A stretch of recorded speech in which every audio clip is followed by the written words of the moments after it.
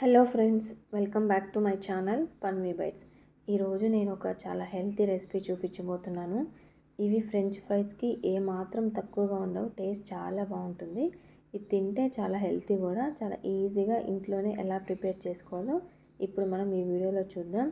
దానికోసం ముందుగా అయితే ఒక 2 అరటికాయలను అయితే తీసుకోవాలి. ఇలా అరటికాయలు తీసుకున్నాక దానికంటే ముందుగా కొంచెం కుకింగ్ ఆయిల్ని అయితే కొద్దిగా చేతిలో వేసుకొని ఇలాగ అప్లై చేసుకోవాలి. ఇలా అప్లై చేసుకోవడం వల్ల మనకి చేతికి అనేది ఈ అరటికాయది అంటుకోకుండా చాలా ఈజీగా వచ్చేస్తుంది. అలాగే కొద్దిగా చాకు కూడా రాసామంటే కట్ చేసేటప్పుడు చాలా స్మూత్గా అయితే వచ్చేస్తుంది. చూస్తున్న విధంగా అరటికాయకి ముందు వెనక ఇలాగ కట్ చేసేసుకొని వీటిని పక్కన పెట్టుకోవాలి. నేను 2 తీసుకున్నాను క్వాంటిటీలో. మీరు కావాలంటే 3 లేదా 4 అయినా తీసుకోవచ్చు. అది మీ ఇష్టాన్ని బట్టి ఉంటుంది. ఇలాగ పైనే ఉన్న పీల్ని కూడా తీసేసుకోవాలి. సో ఇలాగ పీల్ని అయితే మొత్తాన్ని కూడా తీసేసుకుంటున్నాను. ఇలా చాక్తోటైనా తీసుకోవచ్చు లేదా పీలర్తో అయినా పీల్ చేసుకొని ఈ విధంగా అయితే పక్కన పెట్టేసుకోవాలి. ఓకేనా. ఇప్పుడు ఇలాగా మధ్యలోకి 2 స్లైసెస్గా కట్ చేసుకున్నాను. ఇప్పుడు కట్ చేసుకున్న దాన్ని కానీ మళ్ళీ ఇంకొక కట్లాగా సగానికి కట్ చేసుకుంటున్నాను. చూసారు కదా. ఇలా అయినా కట్ చేసుకోవచ్చు లేదా పొడవుగా అయినా కట్ చేసుకొని ఈ వీడియోలో చూపిస్తున్న విధంగా మొత్తాన్ని కానీ ఇలాగా ముక్కలుగా కట్ చేసుకోవాలి. మరీ చిన్నవిగా కట్ చేసుకోకూడదు, అలా అని చెప్పి మరీ లావుగా కట్ చేసుకోకూడదు.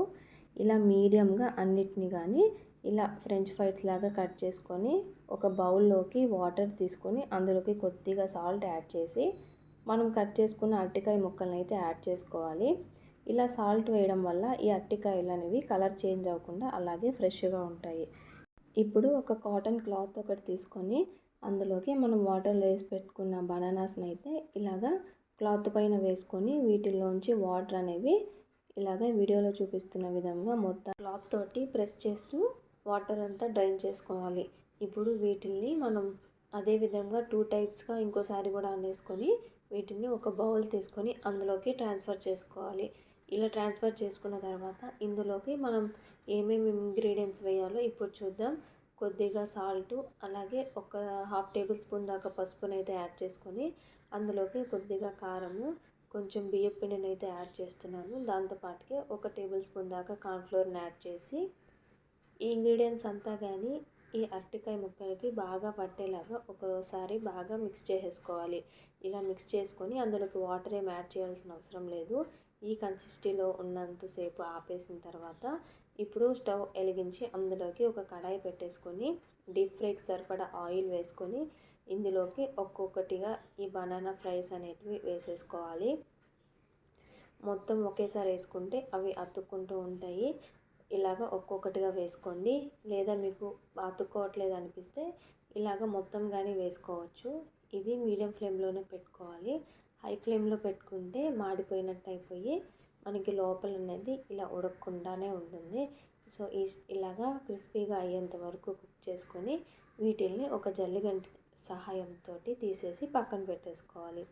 అదేవిధంగా మిగతావి కానీ అన్నీ కూడా వేసేసి వీటిల్ని మంచిగా ఫ్రై చేసుకోవాలి.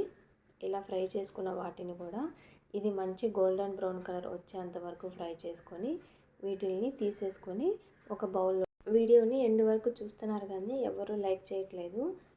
వీడియో నచ్చితే మాత్రం ఒక లైక్ చేయండి. చూసారు కదా, ఇవి క్రిస్పీగా అయిపోయాయి. ఇప్పుడు వీటిని ఆయిల్లో ఉంచి జల్లిగంటి సహాయంతో ఇలా తీసేసి ఆయిల్ అనేది బాగా డ్రైన్ అవుట్ అయిపోయిన తర్వాత ఒక బౌల్లోకి ట్రాన్స్ఫర్ చేసుకొని లాస్ట్లో కొద్దిగా చాట్ మసాలా వేసుకొని దీన్ని బాగా టాస్ చేసుకుంటే అంతే, ఎంతో క్రిస్పీగా ఉండే బనానా ఫ్రైస్ అయితే రెడీ అయిపోయినాయి. ఇవి చాలా ఈజీగా చేసుకోవచ్చు. అదేవిధంగా ఈ బనానా ఫ్రైస్ తినడం వల్ల పొటాటో కంటే ఈ బనానాస్ అనేవి చాలా healthy. So thank you for watching. Bye.